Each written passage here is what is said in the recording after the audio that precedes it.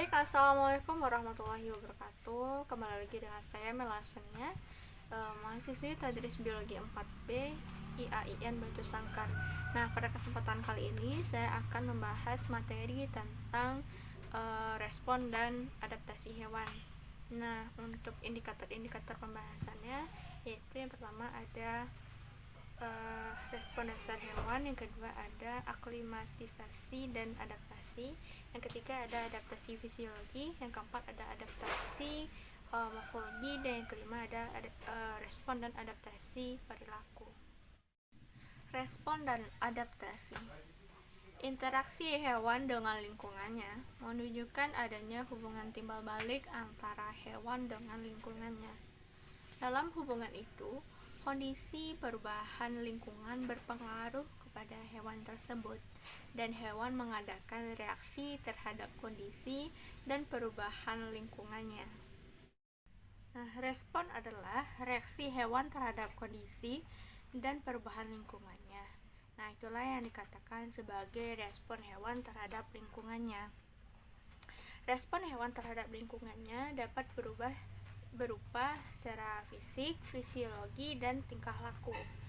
Mana respon hewan terhadap kondisi dan perubahan lingkungan ada yang bersifat aktif, artinya respon itu terbentuk dan berlaku pada saat berpengaruh kondisi dan perubahan lingkungan yang berlaku. Contohnya, ayam akan mencari tempat berteduh pada saat hujan turun. Nah, respon ini akan terjadi jika adanya stimulus atau rangsangan. Masuk kita kepada pembahasan indikator yang pertama, yaitu respon dasar hewan. Pada hewan terdapat 3 macam respon dasar, yaitu respon pengaturan, respon penyesuaian, dan respon perkembangan. Nah, respon reversible itu tipe respon dasar hewan yang reversible dan paling sederhana adalah respon pengaturan atau regulatory, yaitu respon yang pertama. Contohnya perubahan pupil pada terhadap intensitas cahaya. Tipe lain dari sifat reversible adalah respon penyesuaian atau aklimatory, yaitu respon yang kedua, itu berlangsung lebih lama daripada respon pengaturan karena proses fisiologi yang melandasinya melibatkan perubahan struktur dan morfologi hewan.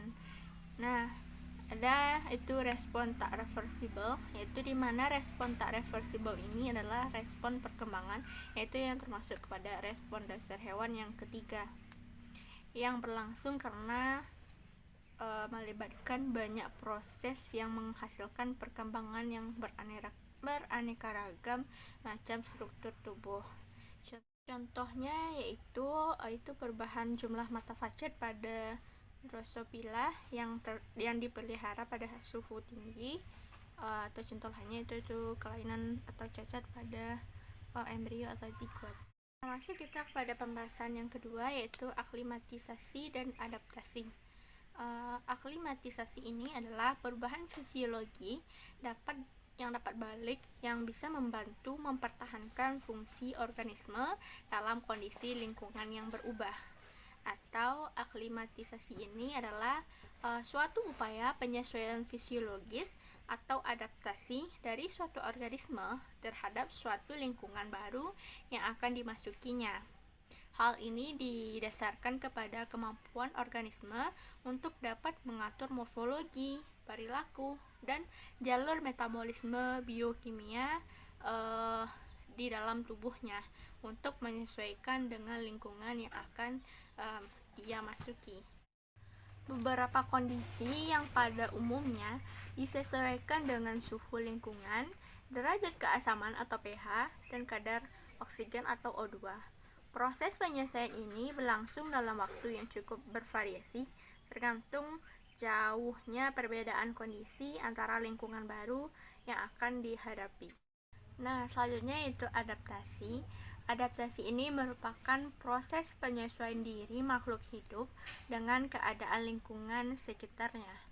Nah, masing-masing individu memiliki cara yang berbeda-beda dalam menyesuaikan diri dengan lingkungannya, di mana ada yang mengalami perubahan bentuk, proses metabolisme, dan perubahan sikap dan tingkah laku.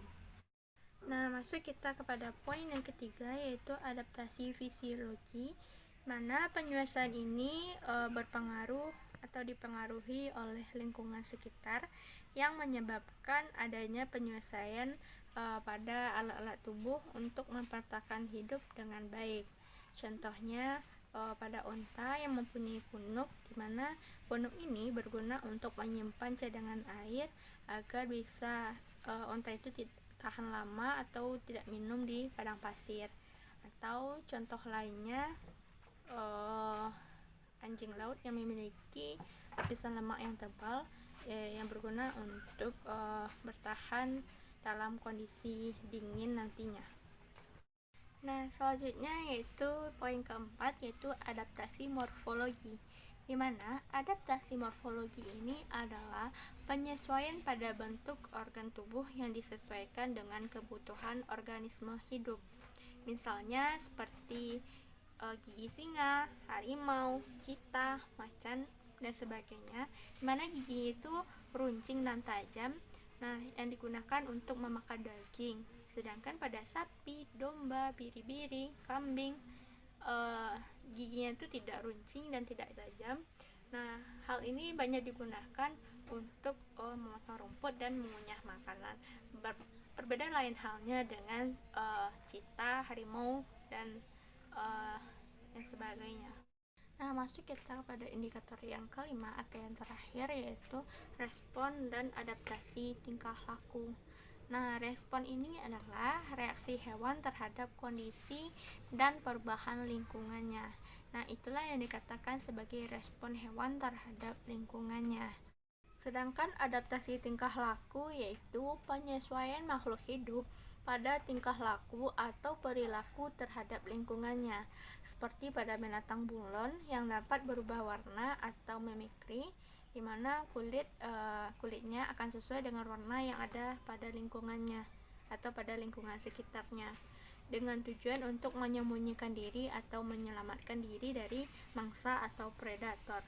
Begitu juga dengan cicak yang akan memutuskan ekornya saat dalam kondisi yang terancam oleh predator, yang disebut dengan autotomy.